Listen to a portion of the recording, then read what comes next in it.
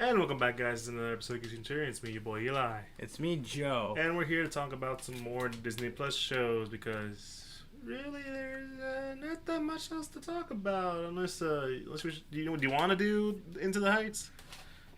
I feel like we had a discussion about this earlier. Yeah. I don't know. I don't think it's our brand of geekiness, though. You know what I mean? That's true. That's true. I mean, I heard it's a good movie. Yeah, but like, I feel like it's a little, like, I don't know. I feel like we have a bit of a brand, right? Yeah, true. I mean, if everyone wants to do it, I mean, I don't mind doing it. I mean, I don't know. It just seems it'd be just very odd. Yeah, fair enough. But we are going to talk about some Disney Plus shows, and yeah, if you're wondering why I'm at Disney Plus, because we're also doing, not only are we doing Bad Batch, we're also doing Loki because that came out on Wednesday. Yeah, and it'd be a lot of videos to output throughout the week because we're already doing like E3 stuff as well. Yeah. So it's a lot. It's a way to condense, at least the Disney stuff going down, right? Yeah. So we're gonna be starting off with. You want to start off with Bad Batch or Loki? I feel Bad Batch just because they are shorter episodes. Fair enough. So we can get through them. All right. So essentially, what is this, episode 6, 7? I'm way off top right now, but we're reviewing the recent 2 episodes of Bad Batch that came out over the past 2 weeks, and they all center around basically. Well, for the past few episodes, we've been insinuating that something's going to happen to Wrecker involving the chip. And this is very much where we go off. And I was right, 6 and 7. Okay. Yeah. Yeah, and so episode 6, we start off with, Bad Batch. They're doing some run-of-the-mill jobs, and one of them involves capturing a droid head. Yeah, Imperial droid commander, right? Who gives the orders to all the other droids. Because they want, it's valuable information.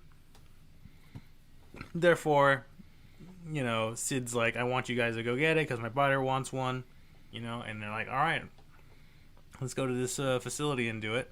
And it turns out, like, it seems like a pretty standard job, but it turns out there are 2 workers who are trying to steal it. Yeah, and Tracer and Ross are their names, and if you ever heard those names, you probably know them from somewhere. But if you don't, or you choose not to remember, I don't blame you because they were part of Ahsoka's little arc in the last season of Clone Wars, and a lot of people didn't like that part of the story. Okay. Yeah. Honestly, I thought they were sort of like new characters. Well, you haven't seen the last season of Clone Wars. That's very true. I have not seen the last season of Clone Wars, so outside looking in, I was like, okay, this is a bit of interesting situation. We have 2 groups trying to grab the Imperial droid head, and all while, of course, the facility itself realizes, oh, there's people here that want stuff. We gotta shut this down and have our police droids take them out.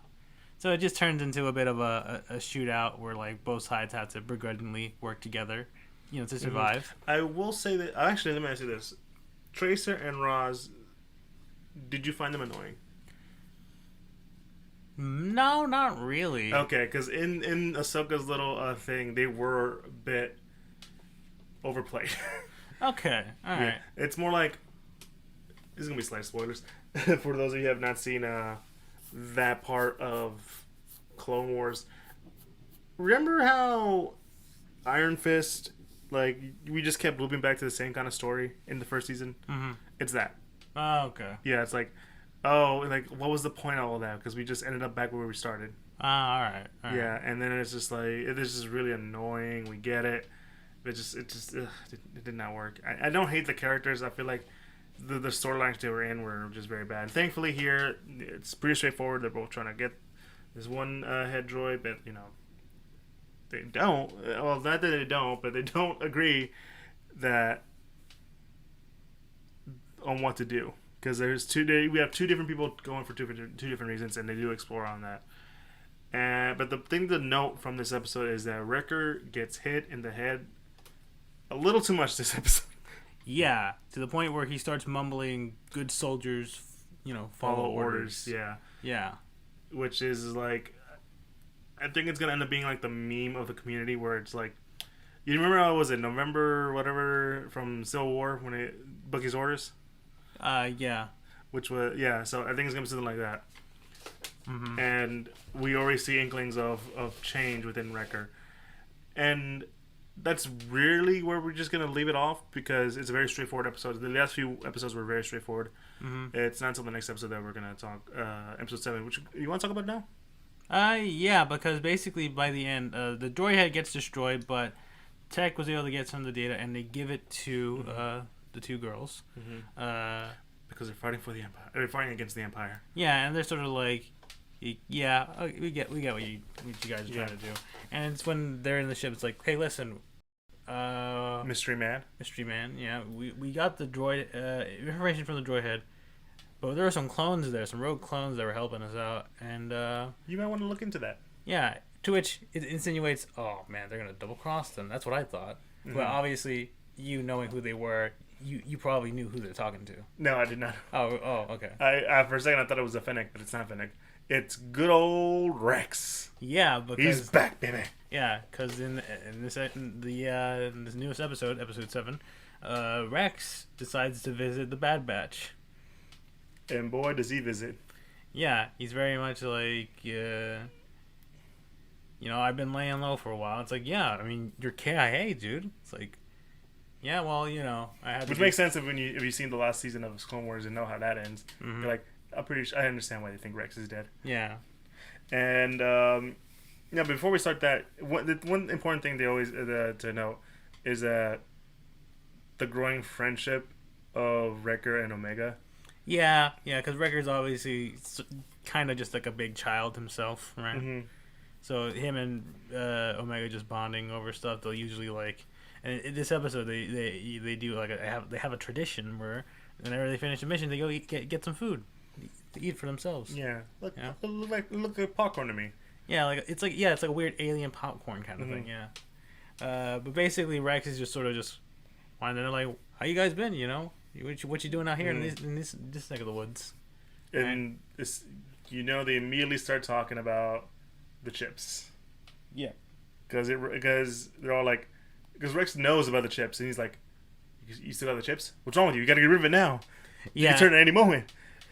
But the idea is like, but we're like defective clones. It doesn't work. It doesn't matter. It could still happen. Yeah, I got turned. Yeah.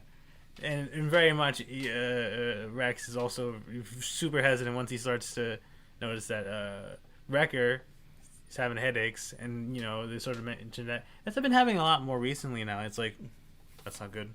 That's a good idea. So essentially, Rex convinces the crew, the Bad Batch, to just listen. All right, if you keep these chips in you, you're gonna turn. It's a risk that you can't take with them in your head. You gotta get rid of them. To which they agree to getting rid of it, and let's just say there's a lot of growing tension with Wrecker and his headaches. Yeah, because they get progressively more dangerous. Yeah, very much so. They go to this, I forget the name of the planet, but basically it's a shipyard. They just dismantle a bunch of ship stuff. They find an old Republic ship that has this facility that will be able to help remove the chips. Omega's kind of like, I don't know about this. What if, what if it hurts Wrecker? He might not, He might not be him.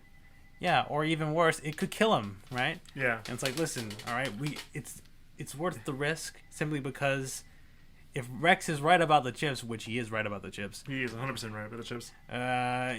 It's just like we can't take that risk of knowing that at any moment those chips could be reactivated somehow, and we could be turned against one another. So very much so, they decide to take a risk. Although there is a little bit of a sidetrack where a monster tries to eat Wrecker for a little bit. Once they get to the med bay, they're setting up. Wrecker's Wrecker's obviously a bit nervous because he's like, I don't know about this, man. They're gonna mess with my brain. I don't like this. It's like, Wrecker, it's gonna be fine, all right. Let's just, I'll put you to sleep for a little bit, and we're just gonna do simple surgery. And it's at that moment that the chip finally activates. And it becomes a horror movie at that point. Yeah, because it's Wrecker who's the biggest and the strongest. The tank. Yeah, he's the tank. Therefore, but yeah, he starts to, very much be like, good soldiers follow orders. You're all in violation of Order 66. Must be terminated. Yeah, he becomes he does become Terminator at that point. It's a little scary because like he because of his imposing figure, he just like demolishes everybody.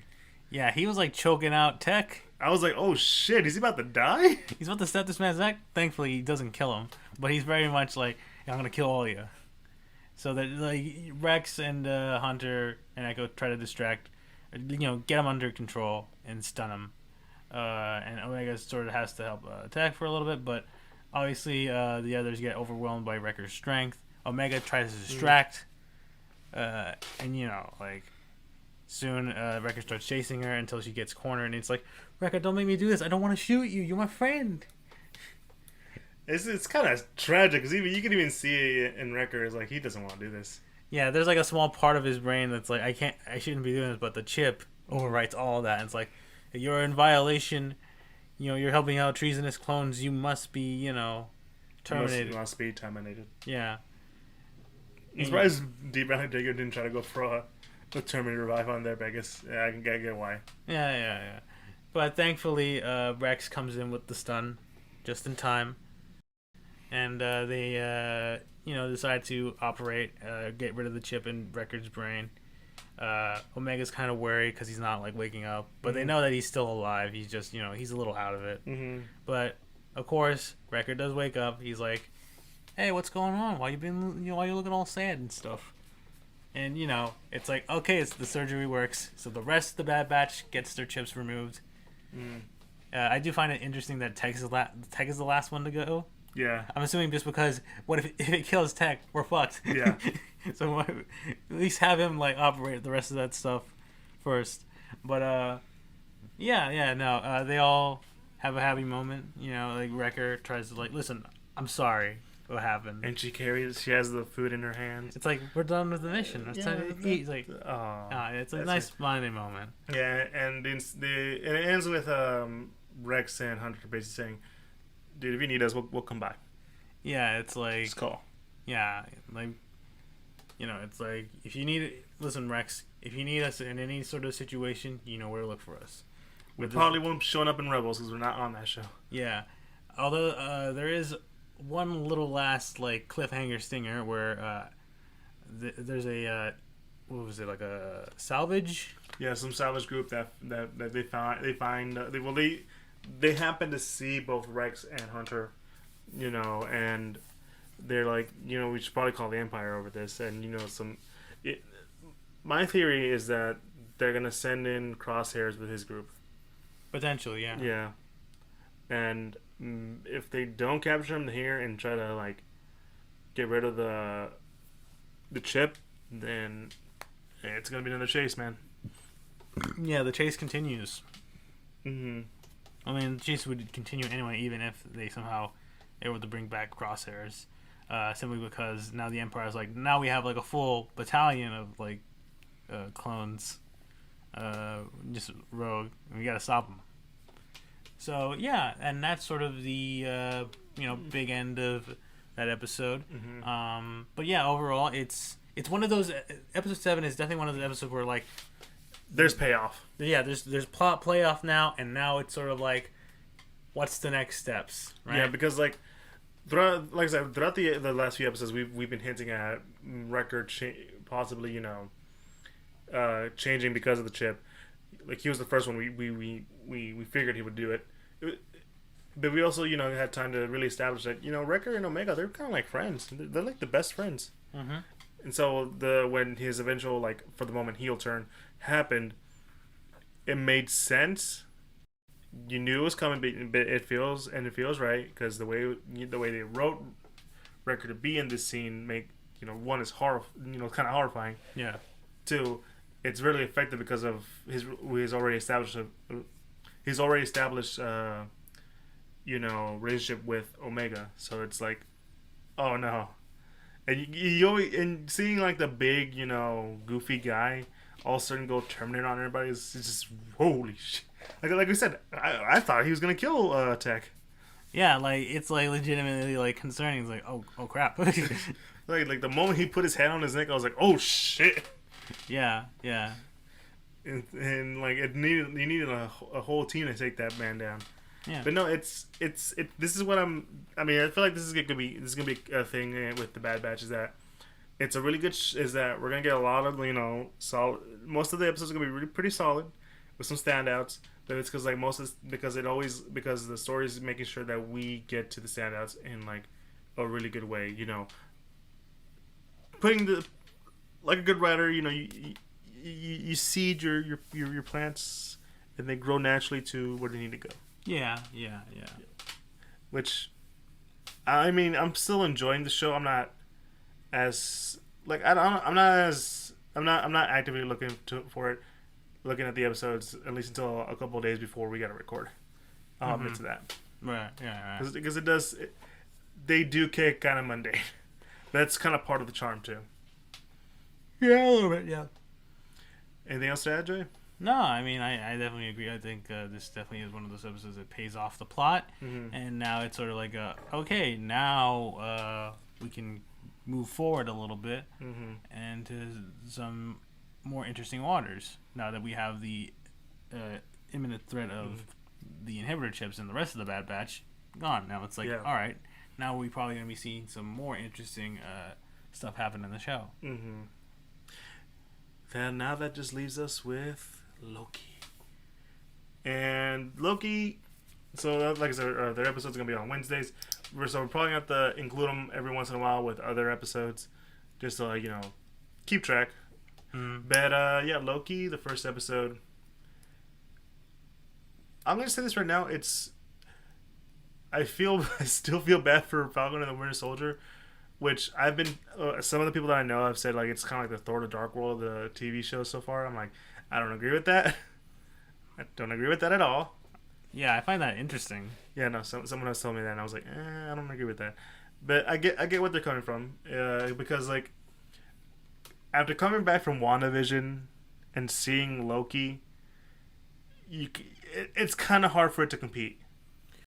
Yeah, I think we mentioned it before that, I think part of that issue is just Falcon Winter Soldier is the most grounded of the three shows, MCU shows so far. Like, it's the most, like, it's, like, the most connected to the aftermath of, like, Endgame.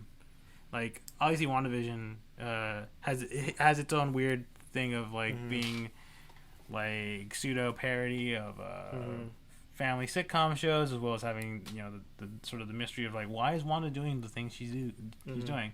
And with Loki, as we'll get into in a little bit here, is very much very, like, out there concept. Yeah, this is where you can clearly tell that the TV arm is going to be where a lot of more of their zany stuff is going to be on. And really, in Loki, we're introduced to the idea of, I think Loki is the one that really cleans up the idea of time travel in the show, in the movies. Where, do you want to get to that first, or you want to start off, or do you want to explain? Yeah, like, do you want to explain the time travel thing, or do you just want to go off with what's going on in the show? No, let's just talk about the show. Okay, so it starts off where we basically left off Loki in Endgame, where he just, like, gets teleported somewhere else and he lands somewhere, only to be captured by the TVA, which is Time Variance Authority. And once he's captured, he's kind of taken in, and a lot of wacky stuff happens. Yeah, he's very much like, who are you people? What is this place? What's going on? Yeah, no, there's a little scene where they strip him down, and he's like, stop right there. Just like, wait, hold on a second. What just happened? Yeah, like he is a fish out of water, and we are learning as much as he is right now. Yeah, and we do learn a bit. Because he watches a little informative video, basically explaining what the... Which looks like something straight out of Fallout. Yeah, kind of. It very much explains what the TVA does, which they're basically, as the name implies, they're sort of like keepers of time. They make sure that the flow of time stays stable, that nothing that shouldn't happen in the timeline doesn't happen. As soon as something like tries to mess with the timeline in any weird or wacky way, they come in and fix it, right? And put everything back in sort of the natural flow of order. And Loki is very much like, come on, seriously? Trying to control all this madness? I don't believe you for a second. This is all a bunch of, rubbish. I'm a god, you. Yeah, I'm the god of mischief. This is all just nonsense to me. Yeah. And remember, this is the Loki that didn't have to have he didn't get Hubble yet. Yeah, this is very much Loki basically fresh off of the Avengers. First movie Avengers, yeah. Being sort of like, this is all a bunch of nonsense. I gotta go I gotta go be king of Midgar, claim my throne, all this stuff. None of this matters to me. And he's very much sort of put on trial because essentially, he was about to disrupt the flow of time by basically stealing the Tesseract when, he's supposed to. Yeah, and this is where I'm saying, like, this show essentially, if you thought that, the time travel in Endgame made no sense, this show basically says no, it makes sense because it was meant to happen. Yeah, because the TVA, the creators, the three Time Lords, right? Yeah. Or Timekeepers? Timekeepers. I think they're called. Basically, they sort of controlled what they call the sacred timeline, which is basically just the timeline of the world of the MCU, and they're pretty much like Loki's basically sort of like, yeah, well, I mean, the only reason why I'm here is because the Avengers came back in time to try. Clearly came back in time. Yeah, clearly came back in time to stop me from taking over the world. So they should be the ones here on your weird jury, trial thing, and not me. It's like, well, no, they shouldn't. They aren't going to be here because the Avengers going back in time to do all this and all the nonsense they were doing in Endgame was supposed to happen. The Timekeepers law says so. Which I feel like some people were like, oh, man, you just, like, ignored all the problematic stuff. I'm like, okay. Do you want to talk about time travel or do you want to talk about the end of at the end of I mean, like, I don't know. I mean, if you want to, like, I don't know, get your piece on, like, how time travel works. For the Marvel Universe, I'll save it. Okay. Okay, all right. Okay. But, yeah, basically, he's very much, like I don't, like, This is stupid. I'm a god. I don't need this. And it's like, all right, fine. You're guilty of, being a time variant, trying to disrupt the flow of time. And you're going to be reset. And it's like, wait, what do you mean reset? What does that mean? But here's where Owen Wilson's character... one of your favorite actors. Well, I only like him because memes, right? Yeah. He does not say, oh, wow. Well, no, because... I mean, he doesn't say that often. Well, yeah, it's only like one take from like one movie, and everybody memed it up. But yeah, Owen Wilson, he's sort of he's more his name is Mobius, right? Mobius. Yeah, he's sort of a kind of like a dude who works there, investigating stuff for the TVA. And it's like, hey, can I have him for a second though? I think he might be useful to me. And they're like, fine, but if he does any sort of random bullshit, it's on you. It's like, fair enough. So basically, he sort of takes Loki into his office and has this sort of like therapist sort of moment with him, just trying to figure him out. Like, why are you the way you are? Why do you do these things? Like why do you And it's sort of just Loki having to like self-reflect on his life so far. And we sort of like Mobius is just sort of has like this little remote just showing off of Loki's highlights, one of which being that he was apparently D.B. Cooper. And you had issues with that. Well, I only have issues because like, listen, all I'm saying is that in like they shoot, they have Loki escaping the jet in the daytime, but I'm pretty sure if you look into the D.B. Cooper case, he jumped out of the plane at night, and there's like two like fighter jets sort of escorting the plane at the time. Mm-hmm. So I mean, I don't know. It, like, granted, it's Marvel. It's not supposed to be like 100% like realistic or whatever. It's just kind of like one of those funny like, oh yeah, that'd be kind of neat if D.B. Cooper was actually Loki. Mm-hmm. Who, and the only reason they didn't find him was because Listen, semantics. Yeah, he teleported out, and it was because of a bet that he lost to Thor. It's like, I want you to go to Earth and do all this nonsense. Which pre Thor, I totally believe. Yeah, pre Thor one. Yeah, no, that just seems like something they would do as like a brotherly bet. It's like, listen, Loki, if you lose this bet, I want you to go to Earth and like steal a bunch of money. It's like, Thor, have you been drinking? Absolutely, we're in Asgard. We always drink. It's like, God damn it! All right, I can drink a whole cow. Yeah, more than one cow. Yeah, another. Yeah. So it's just sort of replaying that stuff for Loki, and even Owen Wilson eventually though shows some video of Frigg. Mm-hmm. Loki's mom, essentially, sort of showing the events of like what would happen to him. Mm-hmm. Like what's supposed to happen to him. Yeah. Being caught by the Avengers, going to prison in Asgard, sort of having discussion with his mother. Showing the events of Thor 2. Where the Dark Elves attack and they kill Frigg. And Loki's like, that's not real. That's that doesn't happen. You're lying to me, right? Yeah. Because if you remember Thor: The Dark World, which I wouldn't be surprised if you didn't. Yeah. Loki, well, for one, it's pretty obvious Loki learned a lot from his mother. Yes. So, and it's clearly obvious that he has an attachment to his mother. Mm-hmm. It's for him. That's the only parent that really loved him. Yes. So even now, knowing that his mother dies, still affect him greatly. Well, yeah, obviously, and he's very much like, sort of like, no, that's not real. What you're showing me, that's fake. And Yeah, he's not accepting it.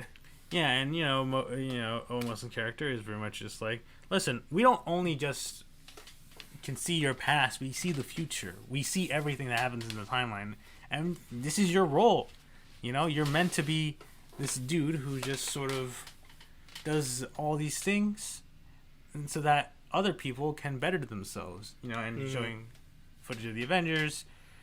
But then there's sort of like a situation that Mobius has to deal with, involving the loss of a group of Minutemen, right? Yeah, Minutemen. Yeah.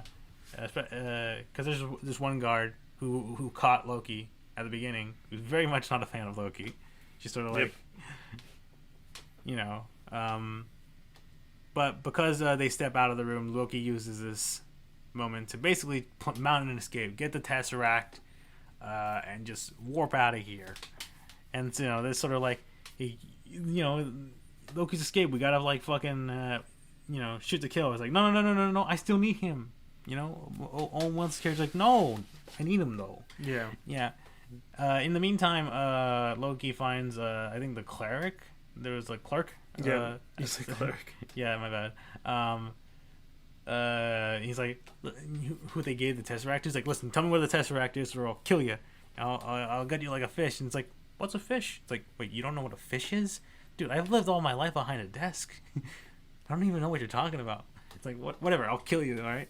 And they do find, he gives him the Tesseract, but he finds a shit ton of Infinity Stones. I love that joke. Where it's like, how do you have all these? Oh yeah, they're like useless here. Most people use them for paperweights or stuff. It's just the shock in Loki's face is like, I don't know how to feel about that. Yeah, he sort of just takes the Tesseract, he walks around a little bit, and just sort of like, this is the most powerful place in all of the universe or whatever. But I'm a god. He's sort of just like, because the way like the TVA is set up, it's very much like an old, like, I don't know, like 70s, 80s style like office basically, and he's sort of just like you know what it reminds me of? It reminds me of Gattaca. Oh, I guess a little the bit. Aesthetic wise, Yeah. Especially the color grading for the for the show, like a lot of brownish sort of. I wouldn't say muted colors, but I think that's probably the best one I'm going to go with. Right. Yeah. Yeah, like you remember Gattaca? It was very like there's a filter on that, and that you see the same filter in Loki, which makes sense for me. Right. Yeah, but yeah, no, it's funny, and I've seen people comment both in a funny way and kind of like question way, to the Infinity Stones, because the Infinity Stones essentially can alter all aspects of reality. Yeah. They can reverse time, change one object to another, or bring life back to the world or whatever, erase life. But the interesting thing in the comics is that, well, in the comics they're called gems, or sometimes they're called stones. But essentially, they establish that if you were to take, say, the Infinity Stones to another universe, in the vast multiverse, the Infinity Stones no longer work because they are tied to that specific universe. Yeah. So, seeing how these guys are like, it's meant to be like the multiversal timekeepers, that would make sense that the Infinity Stones do not work where they're at. Yeah, I was gonna say because I assumed like even if it wasn't gonna be like the comic explanation, that just like they're in just a different plane of reality where they just don't even like they don't function. Yeah, right. Which is again, which is the funniest thing ever because like, one, it's a deep meta joke. Two, it's a real great way to show Loki just kind of like the world he's in. Yeah, very much like, there's literally nothing I can do here. Yeah. To which Loki does return to the room he was in before, and sort of just gets curious and decides just to watch the rest of his highlights. And it's one of the more touching moments of the show. Yeah, it's I guess it's definitely an interesting segment because literally Loki's just going through all like these various moments, seeing seeing the aftermath of his mother dying, seeing Odin passing away, sort of like seeing his bond with Thor sort of becoming a bit more like being brotherly again, and sort of just seeing that what happens to him at the end. He gets killed by Thanos. Yeah, but it's really the other stuff before the Thanos. It's what really got him. Yeah, he's sort of just seeing like, this is how I turn out to be, right? Like, there's hope for me. Yeah, and then I don't have to be the bad guy all the time. Yeah, and it eventually, like I said, ends with him seeing his own death. Mm-hmm. And he's kind of just like, that's how I go out. Yeah, that sucks.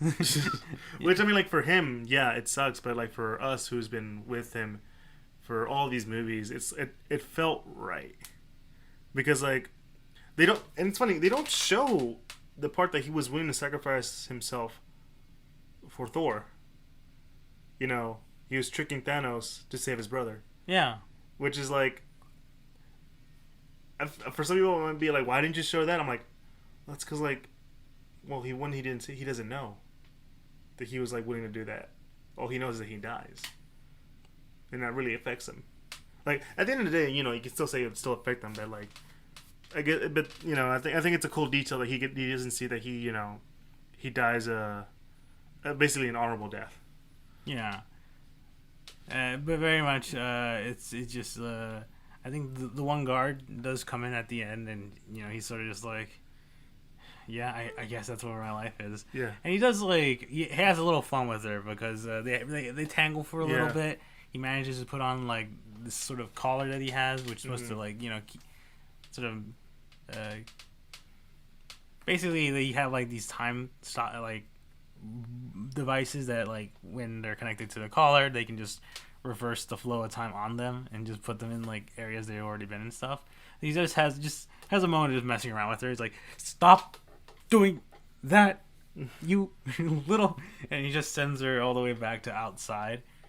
And then afterwards, a bit of contemplation from Loki, just sitting, just sort of like realizing, like, yeah, no, I guess that's just, just having to see his sort of the future Mm-hmm. written out for him. Owen Wilson's character comes back in, pretty much like, Loki, nowhere left to run, better surrender now.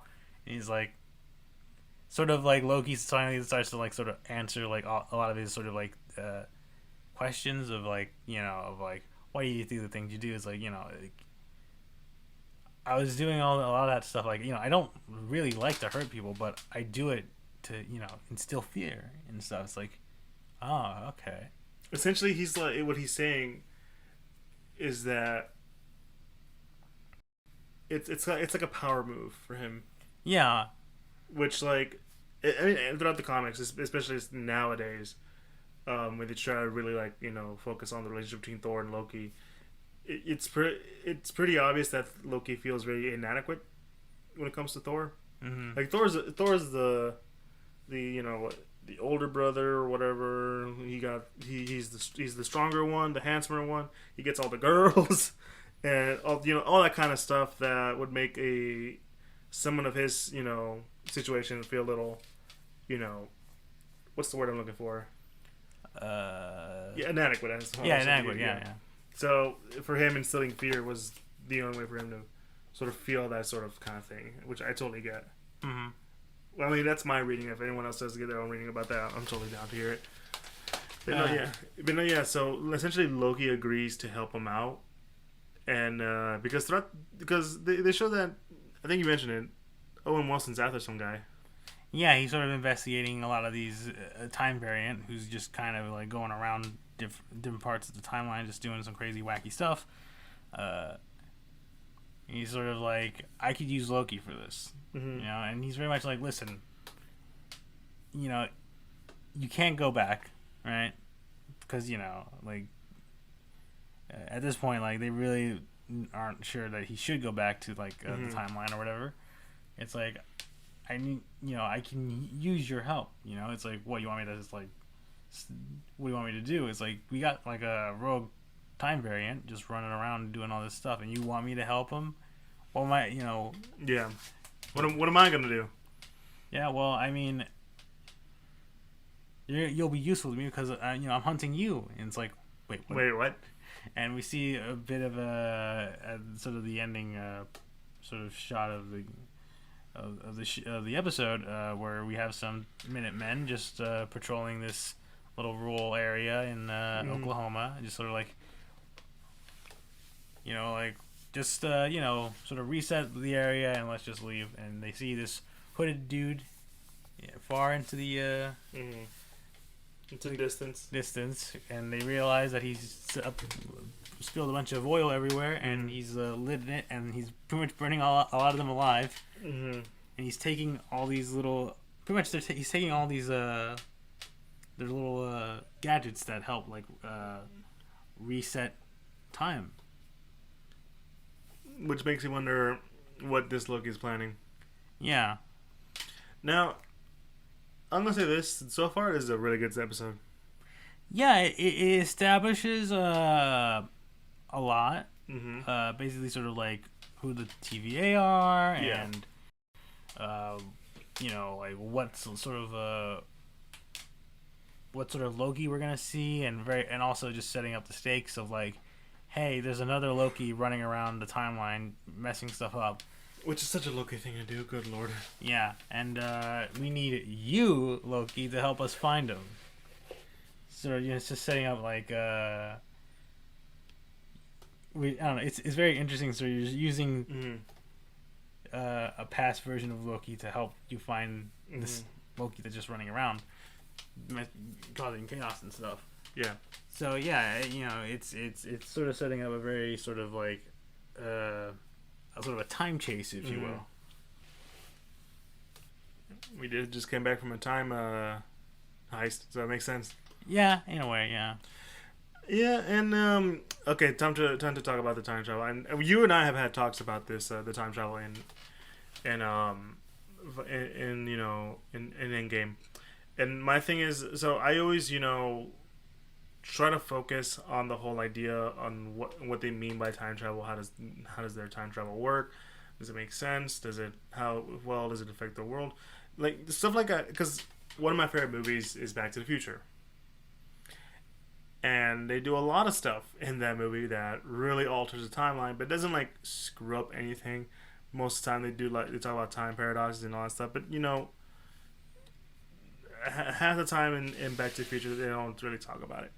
Mm-hmm. Here, I think the interesting thing about the time travel in the Marvel universe is that you're essentially, not really affecting the flow of time. It's what Bruce Banner said. You're not going back to the past. You're going to your new present, which is for them means that this stuff already happened. You can't change that. You yourself are experiencing something new. Am I correct in that statement? Yeah, yeah. Basically, they can't change anything that happens in the past. Uh, Mainly because it just because that stuff already happened to you. You're just creating different like presents Mm-hmm. that happened in that timeline, in that sort of space of time. Because when you return, it's still going to be this place you return to. Mm-hmm.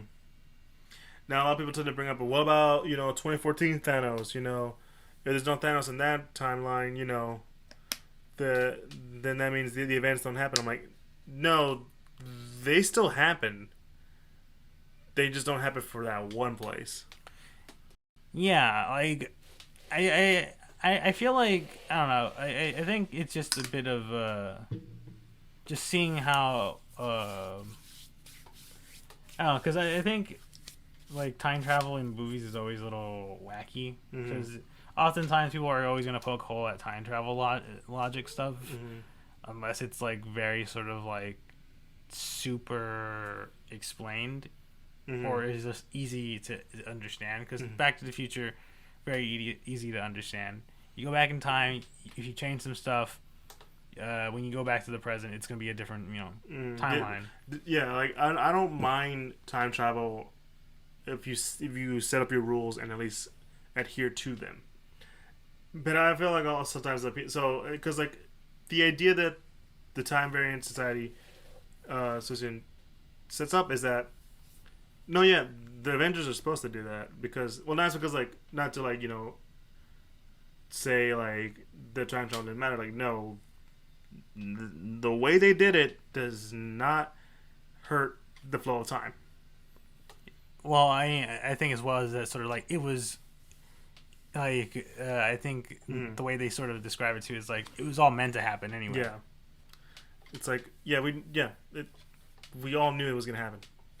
Yeah, that's supposed to happen. Yeah, mainly because obviously, I mean, heck, they even do the whole thing where like they go back to return, all the Infinity Stones back in their proper place and stuff. So Now I will say I totally understand about the people who are like, so you're to mean to tell me that Captain America didn't interfere with any other stuff that happened? He didn't warn them. I'm like, well, now you want semantics. I mean, yeah, because again, like I mean, it's like what Bruce says, like even if you go back and warn them, it's not gonna really change your present. It's just gonna change that present that you're. That future that you're interacting with, that timeline you're interacting. So when you return to your original timeline, it doesn't matter. Yeah. So in other words, he did nothing wrong. Yeah, no. Like I mean, there's nothing that would happen. Essentially, it's just that one timeline would at least benefit from like knowledge of the future, but while the timeline he came from would still be the same. Yeah. I think the best way, and this is going to be a very nerdy comparison. Do you remember Dragon Ball Z? I mean, yeah. About it, the time travel that works in that universe, because there is time travel in Dragon Ball Z. Yeah. The Future Trunks arc. Yes, yeah. we all know. Yes, great arc. Yeah. But the whole because the idea was Trunks goes back in time he helps heal Goku. He goes, but he realizes that didn't help my timeline at all. Yeah, it didn't change his timeline. And in fact, him interacting with with going back in time and affecting sort of the present day changes that outcome immensely. Especially because heck, there's even another different timeline where he gets killed by Cell, who uses his time machine to go back to that timeline to make sure that he himself can reach his perfect form and stuff. Yeah.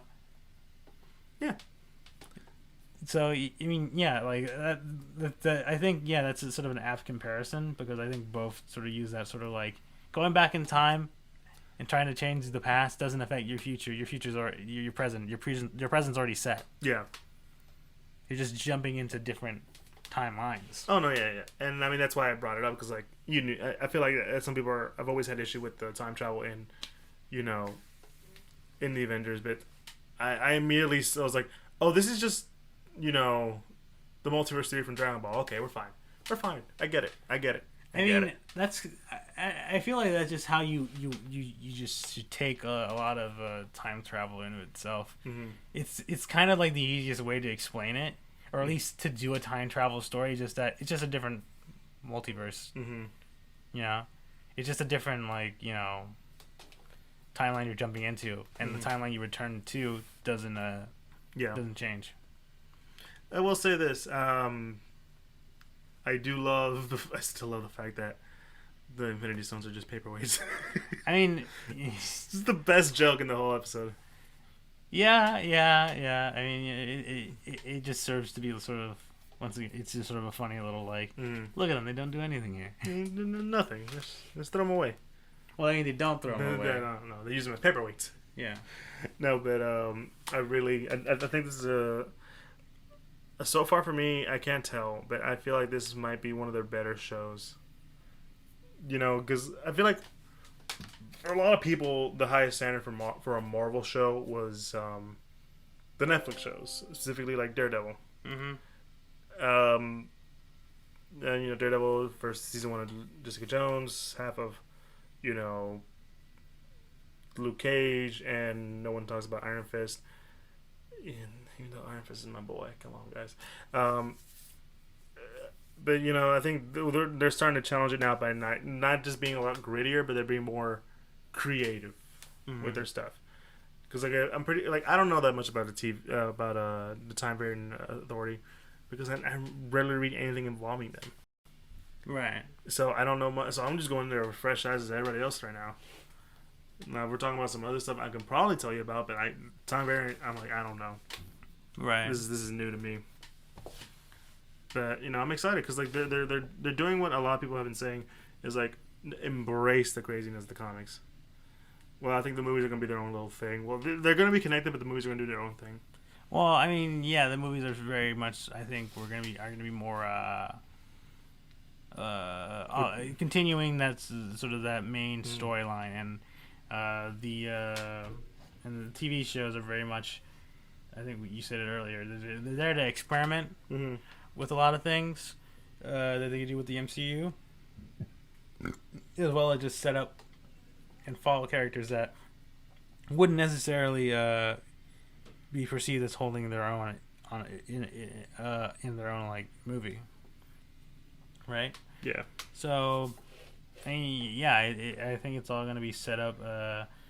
I think it's going to be a very interesting sort of story that they're going to try to tell with this show.